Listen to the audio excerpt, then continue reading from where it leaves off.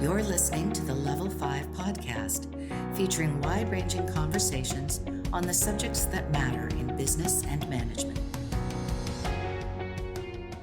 As you know, I always say great brands start with an even greater vision. Vision is not something that everybody is able to actually create, articulate, and then socialize to develop a company around. And you've been so successful in doing that. 19 years ago, you and Francine, your mom, started the company. And today it's in multiple countries. It's a multi-million-dollar company. It's basically changing the whole business model around feminine hygiene in many developing markets. So you've done so many things in such a short period of time, but what's that journey been like for you? What's it like to be a successful female entrepreneur that's changing the world? That's probably going to be the hardest question to answer, because it's just been such a crazy journey in so many ways. I mean, we literally started from the kitchen table, and then when we started developing the idea and wanting to reinvent this old concept that was from the 1930s that we just saw this opportunity for and needed to be modernized and brought to the world, like, we literally had no idea what we were doing. And I'm going to be very honest and upfront with my answers today.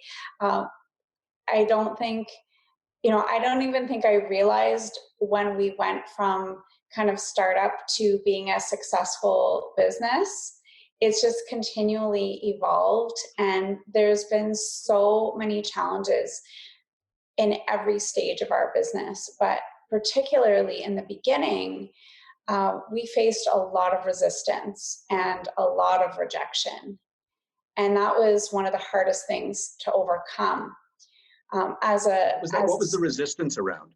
So everything. I mean, and even just finding a manufacturer to make the product for us. We had a hard time having anyone taking us seriously. Really? And didn't want to work with us. And we're like, well, who are these women that want to make this cup? I mean, we had silicone companies. Actually, when we figured out we were going to make it out of silicone, that took a while because we didn't know what to make it out of. And the silicone companies didn't want to work with us. And then finally, we found the sales rep at GE Silicones, which ended up turning into Momentive. And it was in the Canadian office, because the American office didn't even want to talk to us. Like, they literally laughed at me on the phone. And when I finally got through to somebody, and so this guy called me back, and he just, I don't know what it was, he just saw our passion and energy, and he said, I think I have someone that might be willing to work with you. And it was a small company in Bolton, and they were just getting started.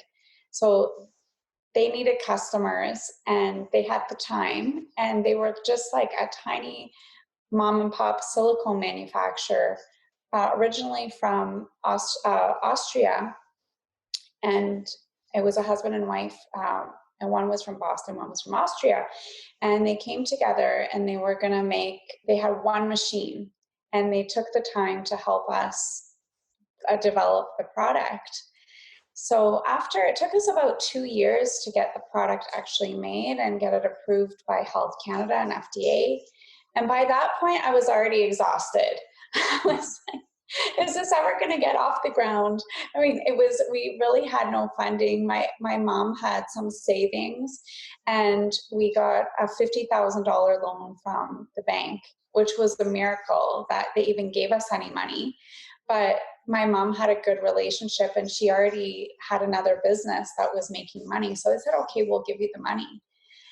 And so we were able to pay for our tooling and kind of get that started. But once we launched the product, that was in March of 2003. And I remember really believing that within a year, we would be in mass market distribution across Canada and starting into the US. I truly believed that was going to happen. And I remember going to trade shows and telling customers, yeah, look for it in Shoppers Drug Mart next spring. And this was like in the fall before. And little did I know it was actually going to take 11 years to get into Shoppers Drug Mart. And Just to yeah, get we it listed. struggled a lot. Sorry, what did you say? Just to get it listed. Just to get it listed. And I learned that it doesn't work like that. You have to, there's a process. You have to, you know, build the brand, build the demand, build the capabilities. I mean, thank God we didn't get into anywhere, because we would have destroyed the company, because we would not have been ready. I mean, just to even get the packaging capabilities and the assembly and all of that stuff, that took us years really to get to ramp up, to be able to even handle the volumes over the years as we grew. And I think within about maybe it was about 4 or 5 years, we had already grown the company to about $2 million. No, maybe longer than that. I think I'm totally messing up the years. They kind of all blur together. I think it was longer actually. By 2011, so that was almost 10 years after we started, we had grown it to about $3 million company. Wow. But it was a lot of persistence and hitting the pavement. Well, I want to ask you, I want to go back on that, because you've said you were met with a lot of resistance to the idea, to Yeah. you. But what is it? And it wasn't once or twice. It was many years of pushback and rejection and resistance. As an entrepreneur, as a female entrepreneur, what is it that you dug deep down to be able to allow for that resistance to be met, and you kept pushing forward, you and your mom? Well, I think part of it was that we had each other, and she was so supportive, and we really were so passionate. I can't even explain to you how badly we wanted this out there. That was one part of it, but it took a lot of education, and especially in a category, in a subject that has so much taboo. At that time, people would blush if we even said the word period in a meeting. They didn't even want to bring it up with the buyers. And most of our buyers in the early days were actually men.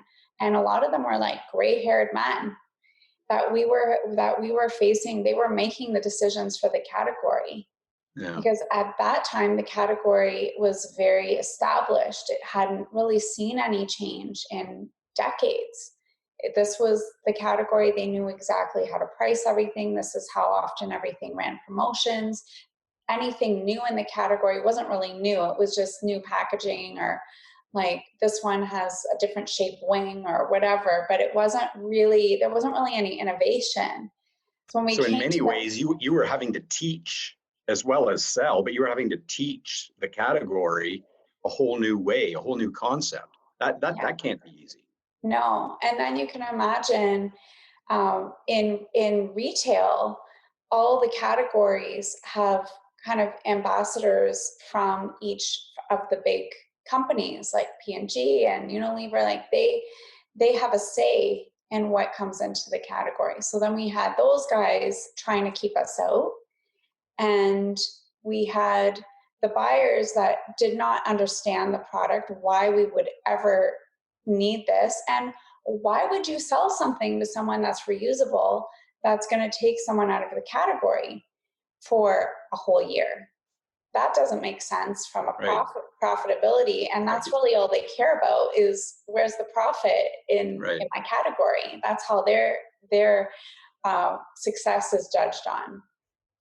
And then we had the consumer side, which was another uphill battle, and still today is an uphill battle, to convince women to try something new and to get more intimate with their body that they may not be used to. And there's a lot of challenges. So what was the insight that you finally got to that allowed you to convince women to try this new concept? Well, it really was word of mouth and the success of people that did try it. So you always, in the marketing cycle, you have these early adapters and people that are adopters, and the people that are willing to take a risk. And a lot of our initial sales were person to person. So we did 15 plus trade shows a year. Every weekend we were going to women's shows, we were going to this show, that show, health fairs. There would be like a park set up in Toronto, anywhere that was going to be a lot of people, we would be there, and we would talk, and 12 to 16 hours a day until we were blue in the face and educating people about it.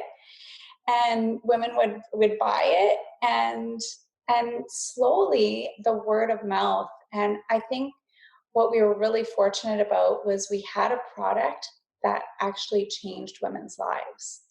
And once they did try it, once they took that leap, it was just so beyond anything that they've tried before. I was telling you about my RV trip that we just went on, and when I think about the days of going camping in a tent and going into an RV, and we had a shower and a toilet and running water and electricity, and it was just like magical. It was just such night and day, and that's how really the Diva Cup is for compared to the products that are available. It just provides so many benefits. So really a lot of like just pounding the pavement with education around the actual features and benefits. But something kind of magical happened along the way, where all of a sudden we were starting a lot of conversations around periods, in also a category and a topic that isn't talked about. And all of a sudden people were starting to understand these benefits, and then try it, and it's like life-changing, and they're talking about it and telling their friends, and then we started getting involved in a lot of things that we were passionate about in our kind of philanthropic and support with different organizations. And we really became part of a movement that has just gained an incredible amount of momentum. I know we're going to talk about that later, but Yeah. That's something that really supported us along the way. You did say one thing. The one thing, an entrepreneur, you got to believe in yourself. But to have people around you who believe in you and support you is just as important. And your mother did that. I know your family did that. Yeah. So I think that's you can't discount how important that is, especially when you're having to go to that next trade show and you're doing it again and again and again. It is tough. So It's as a exhausting. successful entrepreneur today, what gets you excited? What gets you up every morning? Now, I know some of the things you've done with that HBO documentary and stuff. You've done all kinds of interesting things, but maybe you could share some of that with folks on the line. Sure. Well, it's interesting, David, because we did make such an impact in people's lives, and that continues to be a driving factor for me. And challenging. We're at a point now in the company where we're challenging ourselves. How else can we add value? What else can we give back to our consumers? Because we're always trying to find ways to add value for them. But what really gets me excited is our corporate social responsibility efforts, and our program that we call Diva Cares. And through Diva Cares, we've created so many meaningful partnerships with different organizations, and really helping to work towards eradicating the problem of period poverty, which is the lack of accessibility to menstrual supplies. And it's just it's so heartbreaking to see in this day and age. There's still so many people and right here in Canada that can't afford menstrual supplies. And as I was just going to say, that the thing that got me in that HBO documentary is you might think of this as being a terrible thing, but it's a thing in the developing world. And in fact, your HBO showed, no, it's happening right in our backyard, through the penitentiary and correctional system. I mean, places that you just wouldn't think about. So you've had a real impact. And so is that the kind of thing that just every day you're always looking for a new way to change the world? Yeah, I think that's part of really a key to any successful business. And maybe your next book can be about this topic, because I just think that they go hand in hand now today. And I got personally to a point where I was almost bored. We had been at it for so long, and I wasn't really connecting to the consumer anymore. Our company had grown. I think I was also burnt out from, becoming a mother and just the pressures of the business. And it wasn't until we really embraced and took this to the next level that I really got excited about the business again. Yeah. And not what the side effect of that was, our consumers loved it too, and they felt more connected to our brand. And it has really had a big impact on growing our brand by becoming a certified B Corp, and just by having a product and a company and a brand that stands for more than profit. And that's a good statement. Yeah. Anyway, you just said something, because I want to move on to your discussion about how you developed a brand, but you just talked about, full-time CEO, but you're also a mom with 2 kids. yeah. With the schedule you keep, maybe you just very quickly talk about how do you balance all of that? Yeah. And do it well. I would not say I've always done it well. I really made a lot of mistakes when my kids were little. My daughter's actually about to turn 11 and my son's about to turn 10. So they're 16 months apart. It was the hardest time of my life in 2009, when I became a mother for the first time. And I really didn't even surround myself with enough support, because I didn't realize how hard it was going to be. But for, those early years are a blur, and I ended up burning myself out completely and experiencing a lot of health issues that really forced me to slow down and build a better support system and a better team to do the business, because we always try to do everything ourselves. Yeah. And it's kind of the entrepreneur in you, right? That's what entrepreneurs do. And becoming a mother forced me to really make that shift. And that really helped build the business as well. Thanks to you, our listeners, for tuning in to Strategy Lounge, the Level 5 podcast. To learn more about our work, please visit level5strategy.com.